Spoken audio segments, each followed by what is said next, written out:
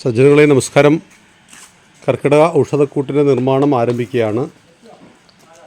കാരെള്ള്, ഉലുവ, ഞെരിഞ്ഞിൽ, ജാതിമരുന്ന്, നിലക്കടല, ബദാം, നവര അരി, അവിൽ, കരിഞ്ജീരകം,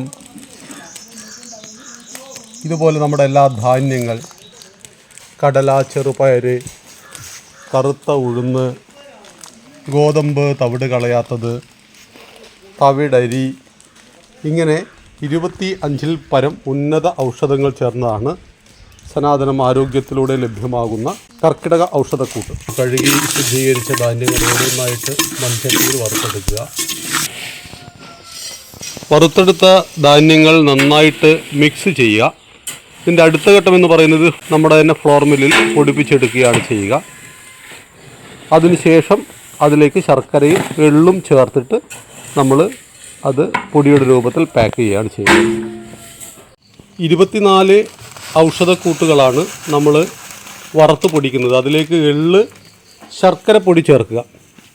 എന്നിട്ട് നന്നായിട്ട് മിക്സ് ചെയ്യുക. ഈ എള്ള്, ശർക്കരപ്പൊടി ചേർത്തതിന് ശേഷം മിക്സ് ചെയ്ത് പാക്ക് ചെയ്യുന്നു. അത് നമ്മൾ ആവശ്യത്തിന് തേങ്ങയും ചെറിയ ഉള്ളിയും ചേർത്ത് നമ്മൾ കഴിക്കുകയാണ് ചെയ്യേണ്ടത്. ഇതെല്ലാം തന്നെ കർക്കിടകത്തിൽ സേവിക്കുന്നത് നമുക്ക് രോഗപ്രതിരോധ ശേഷിയെ നൽകുവാൻ, ഉന്നതമായ ആരോഗ്യത്തെ നൽകുവാൻ സഹായിക്കും. ഇത് 50 ഗ്രാമാണ് നമ്മൾ കഴിക്കേണ്ടത്. ഇത് ഒടുവിൽ വറുത്ത് പൊടിച്ചതിന് ശേഷം ശർക്കരപ്പൊടി മാത്രമാണ് നമ്മൾ ഉപയോഗിക്കുക. ഇതിൻ്റെ സവിശേഷത, ഇത് വെല്ലമല്ല, ഏറ്റവും നന്നായിട്ട് ഓട്ടുരുളിയിൽ തയ്യാറാക്കുന്നതാണ്. 150 രൂപയാണ് ഈ കിലോൻ്റെ നിലവിലെ വില.